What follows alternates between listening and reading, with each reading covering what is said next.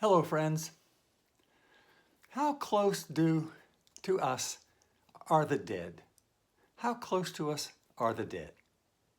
What are the best ways to find out answers to a question like this? The best way, of course, is to die. But what about before we die? One is by looking at what astral travelers report. These are living persons who break through the veil separating us from the world we enter at death and report back what they find. The German Jürgen Ziva, whom you've met earlier, is one of these, to my mind, the most trustworthy of his kind. I've been asking him questions by email about what he has seen. These are a few of his answers. Question: are all humans on Earth reincarnated? Answer: entering time and space moves us forward to accumulate experiences which widen as we identify with other forms of manifestation. So our history is determined by gathering information from a variety of lives. There are quite different humanoid civilizations, incidentally, much more advanced as well as much less. These are open to us. Question: if we have experienced many physical lives before, it seems inefficient that we've had to learn the ABCs and the multiplication tables over and over all these times. Answer: I've experienced many lives.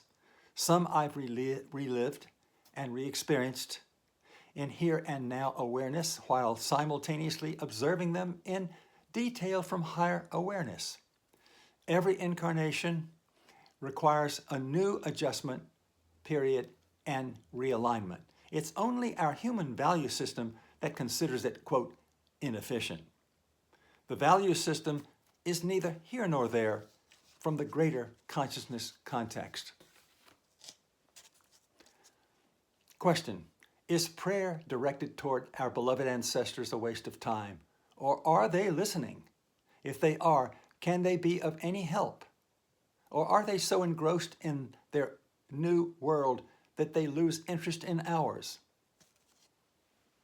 Answer: it's funny how we are conditioned to believe that there is a temporal or spatial separation between the so-called dead and the so-called living.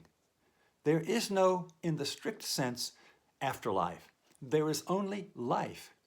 We will need to forget about this misconception of life and afterlife. In reality, prayer is simply chatting with people who are in the same room as we are. It is pointless directing prayer to somebody as if they are far away. It's a bit like talking to somebody sitting next to you on the sofa and pretending they're not there. It's an offensive illusion to the person sitting next to you.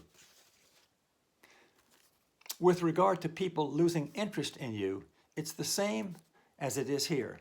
We lose friends because we move on, are no longer on the same page, have different interests, and so on. It's no different than it is here. Are they listening? Can they help? Sure. What are friends for? Question: do the deceased welcome our prayers and other ways of remembering them, like bringing flowers to their gravesite?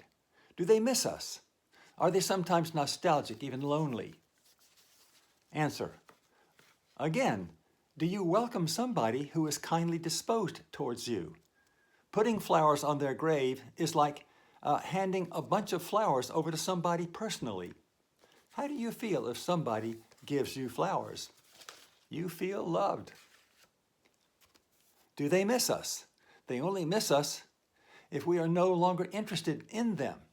They may feel lonely if we have left them and are emotionally detached from them, like we are here after a divorce. There's no difference. Question: earthbound and even demonic spirits are referred to in spirit literature. How much suffering do they bring to our world? In particular, are they the dark voices that schizophrenics hear in their head?